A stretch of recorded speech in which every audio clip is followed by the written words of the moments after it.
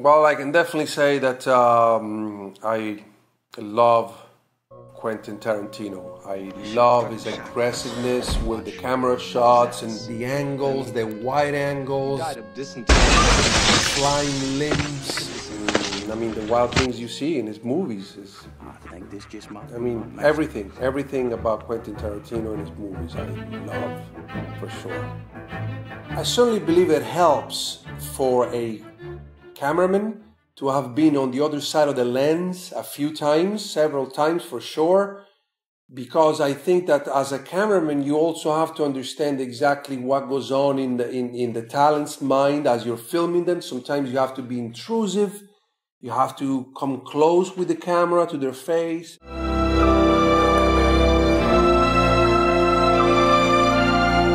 That's the way it is, I think.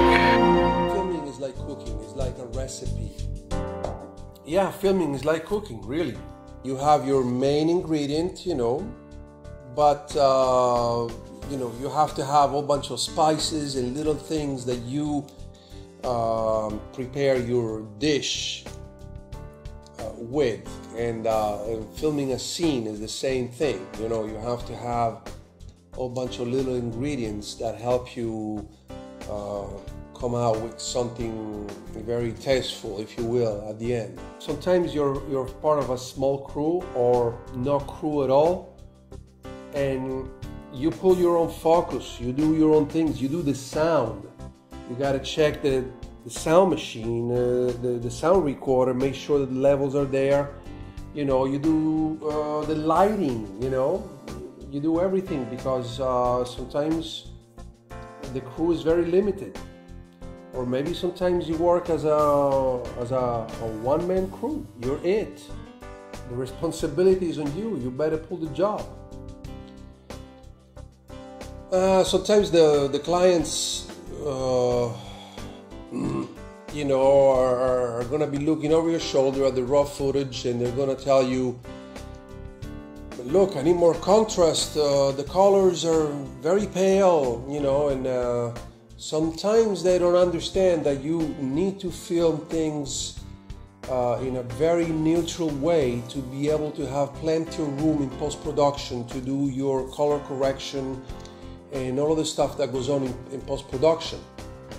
Same thing with level, sound level. You can't be slamming the meters all the way to the top, because if you need to raise the level at some point, you're going to get into distortion, clipping. You got to be high, but 70% will do. So you leave yourself a little headroom to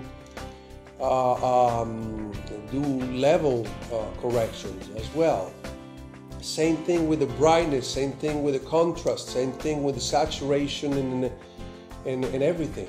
You have to film very, very in a very neutral way. Allow yourself plenty of room to the left and to the right, to above and to the bottom for correction.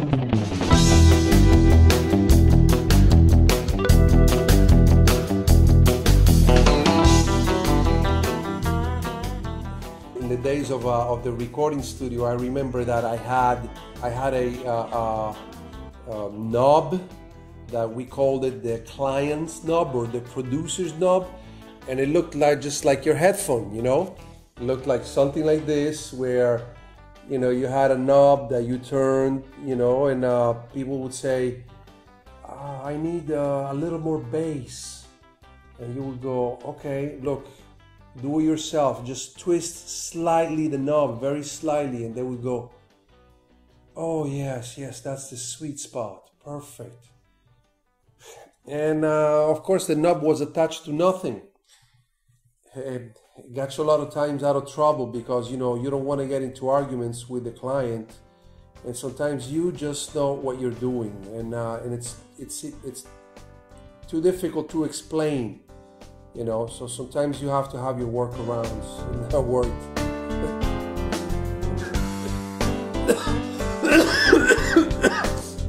I'm so sorry, I'm so sick. I had a high fever. I was hallucinating. I'm losing.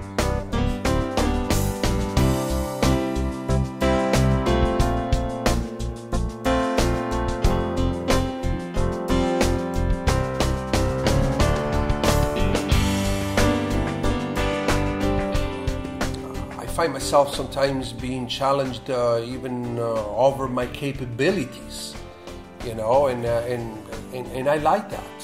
I like being challenged, you know.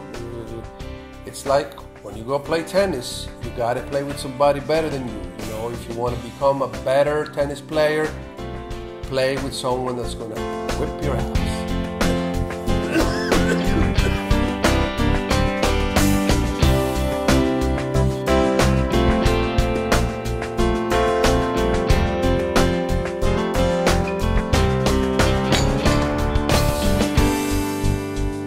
In all of my things, I always leave room for mistakes, always. Mistakes are golden.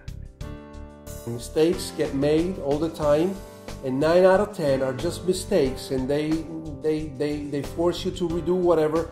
But that 10th time, the mistake you made, inadvertently sometimes, is golden. Is one of those things, one of those tricks that will go in your suitcase. And that's the suitcase you carry with you when they tell you to come with your creativity. You bring that suitcase. I use the GoPro a lot. The GoPro is always on a stand, you know, filming something. You know, even when there is no camera rolling, no action happening, the GoPro is filming. There is no focus there. There is nothing at all. You just turn it on and it films. You know, sometimes the image quality, doesn't matter. You know, you can do so many things in post-production. I mean, After Effects will turn something completely shitty into something wonderful.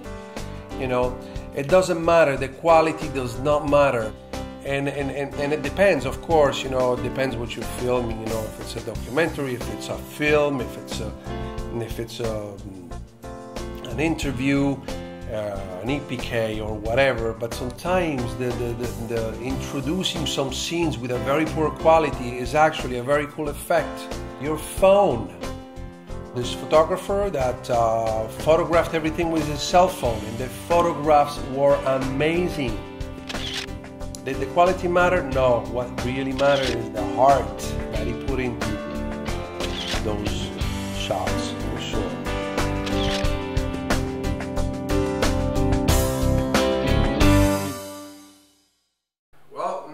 Thank you. Thank you for coming.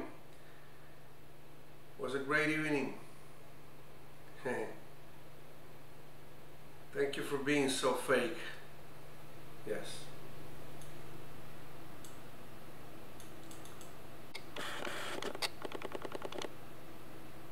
Yes, really, you know, without you, I would have not known how to pull this. Thank you so much.